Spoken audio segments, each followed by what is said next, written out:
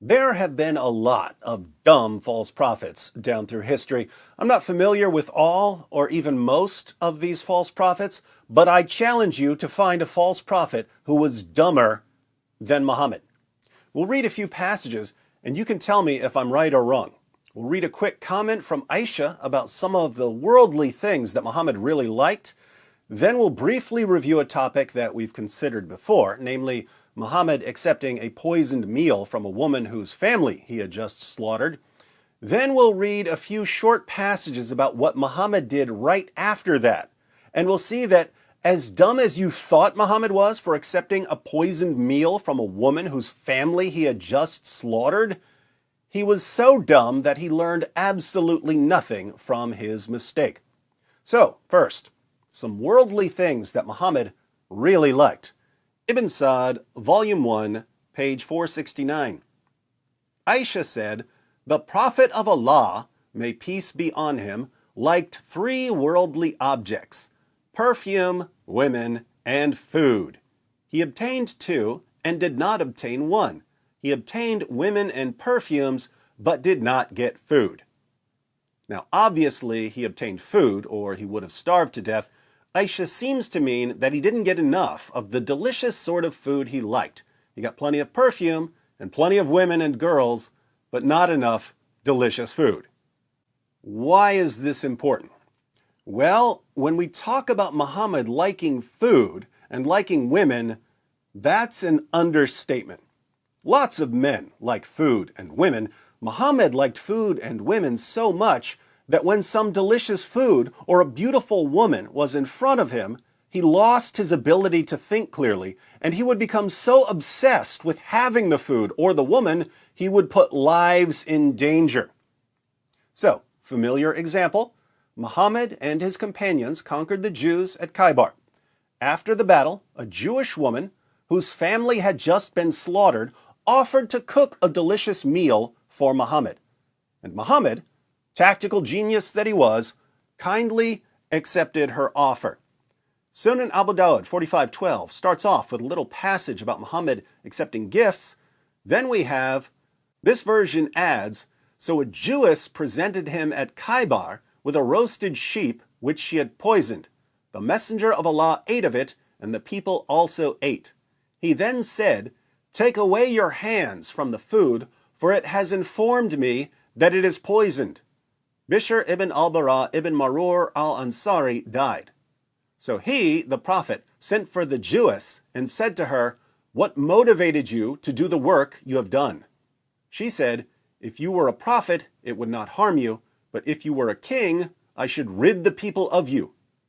The Messenger of Allah then ordered regarding her, and she was killed. He then said about the pain of which he died, 'I continued to feel pain from the morsel which I had eaten at Khaybar. This is the time when it has cut off my aorta.'"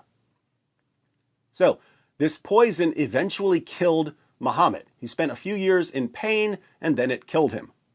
This story in Sunan Abu Dawud is missing an important detail. We can find the important missing detail in Ibn Sa'd, Volume 2, page 252.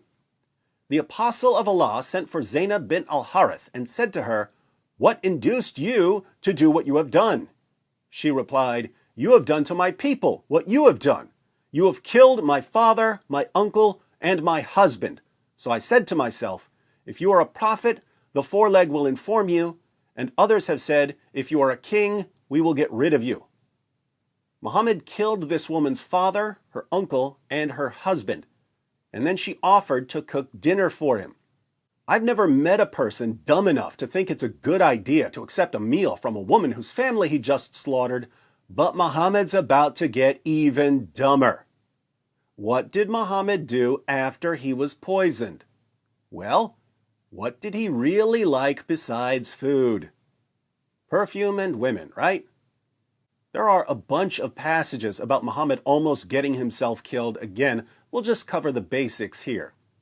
Sahih al-Bukhari 42:11 narrated Anas bin Malik, "We arrived at Khaybar, and when Allah helped his apostle to open the fort, the beauty of Safiya bint Huyai bint Akhtak, whose husband had been killed while she was a bride, was mentioned to Allah's apostle. The prophet selected her for himself and set out with her. And when we reached a place called Saba, Safiya became clean from her menses. Then Allah's messenger married her. Hais, i.e. an Arabian dish, was prepared on a small leather mat. Then the prophet said to me, I invite the people around you. So that was the marriage banquet of the prophet and Safiya. Then we proceeded towards Medina, and I saw the prophet making for her a kind of cushion with his cloak behind him on his camel. He then sat beside his camel and put his knee for Safiya to put her foot on in order to ride on the camel. This is glossing over some important details. So, Muhammad and his companions conquered the Jews at Khaybar.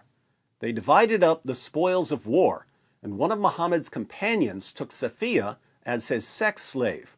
But then Muhammad heard how beautiful she was. As we just read, the beauty of Safiya bint Huyai bint Akhtak, whose husband had been killed while she was a bride, was mentioned to Allah's apostle. The prophet selected her for himself. But she had already been given to someone else as a sex slave, so Muhammad had to buy her. What did he buy her with?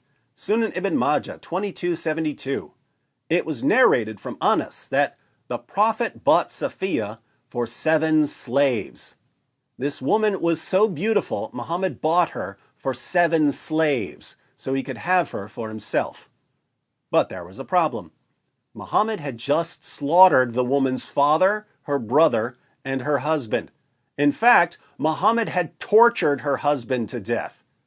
Then, after killing her father, her brother, and her husband, he decides to take her as his new bride because she was so beautiful.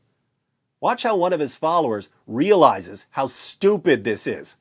The History of At-Tabari, Volume 39, page 185. While the prophet was lying with Safiya, Abu Ayyub stayed the night at his door. When he saw the prophet in the morning, he said, God is the greatest.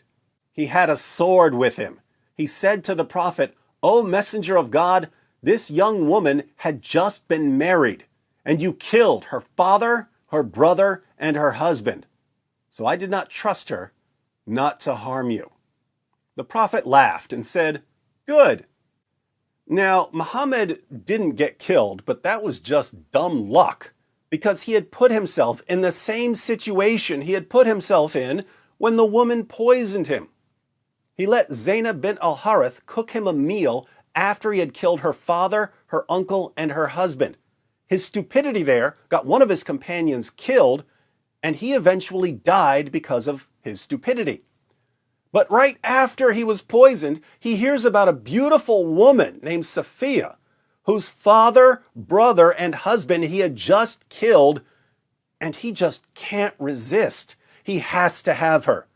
So he has sex with her, then falls asleep. Safiya didn't kill him, but she could have. Muhammad's companion, Abu Ayyub, stood outside Muhammad's tent all night with a sword in his hand, thinking to himself, Are you serious? Muhammad just got poisoned because he couldn't resist some roasted lamb, and now he's about to get stabbed or smothered because he couldn't resist a pretty face? I challenge you to find a dumber false prophet than this. You brag on that. You brag on that. You brag on that. It just backfired on you. You brag on that. You brag on that. You brag on that. It just backfired on you. This is a part of our religion. There's a reason to it. Yeah?